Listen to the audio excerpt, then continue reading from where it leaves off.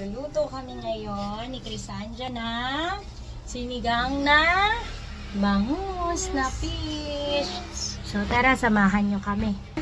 Hi guys! So ito na ang lulutuin namin. So syempre pinakiluan na natin ang mga gulay-gulay, ang labanos at ang ano tawag dito, sitaw, kamatis. Kailangan magpakulong muna kayo. Huwag nyo muna isasama yung fish. So lagyan muna natin siya ng sinigang na nor. O, sige ate, put mo. Sige ate. Ayan. So, ganyan ako hinuhuli ko yung isda. Para hindi siya madurog. Tapos, sinigang na bangus po siya na boneless. So, ayan. So, syempre, hayaan mo natin matunaw. Ayan, my little chef. Ayan, sige. Haluin mo yan, love. So, ayun. So, hindi ako, pag nagsisinigang ako, hindi siya ganun ka-asim. Saktuhan lang, pero mas gusto ko sana yung maasim. Kaso nga lang, bawal sa kids. So, kailangan natin hindi masyadong maasim. So, ang next na natin dito. Actually, guys, naglalagay pa ako ng shrimp cubes, kung alam niyo yun. So, wala lang ang cubes ngayon. At nilalagyan ko na rin siya ng patis. Ayan. Be careful, love. So, nilalagyan natin siya ng patis. Tapos, yung sakto lang to, parang 2 tablespoon lang. Ayan. Yung apoy nyo is sakto lang din. Okay? Medium lang siya. So, hayaan mo lang kumulo. So, ayan. Mamaya titikman na natin yan. Ikaw matitikman. Opo. Sama natin si Ate Crisanja. Supportahan niyo siya, guys. Kalasali siya sa Philippine Baby Star Kids. Yan. Philippine Star Kids pala, sorry. Hindi na pala siya baby.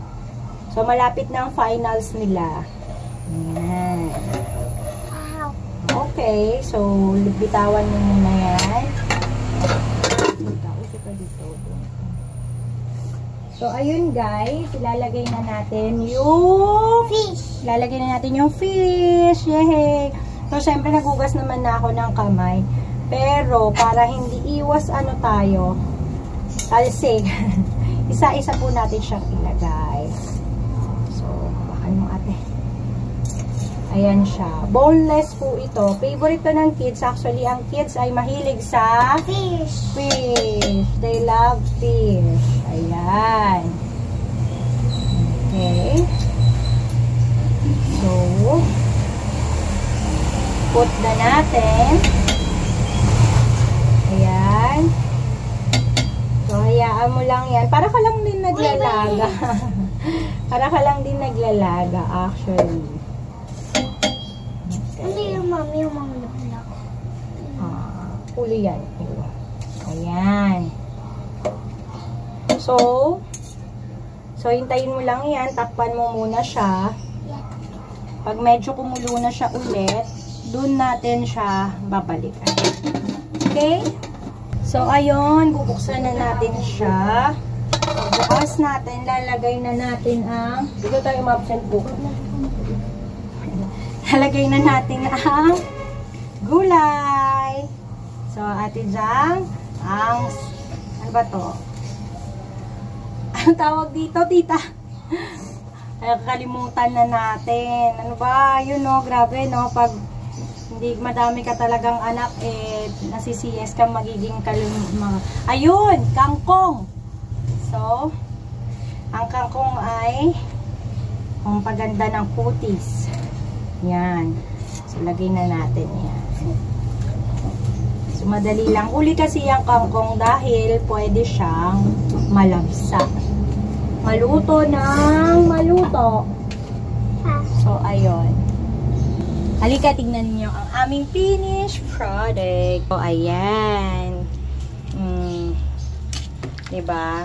So, ang niyan is medium lang. So,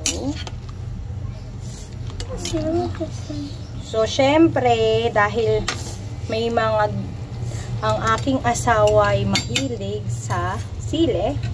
So, lalagyan natin yan ng siling labuyo. Ayan. Siling labuyo to, I know it's a green. Ayan.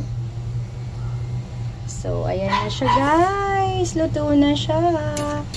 Hindi ko na siya, pwede mo na siyang patayin dahil luto naman na yan, maluluto ulit yan. So, ayan na, guys. Thank you. Ayan Mami, na tapos siya. na tayo. Tapos na tayo? Yes, love.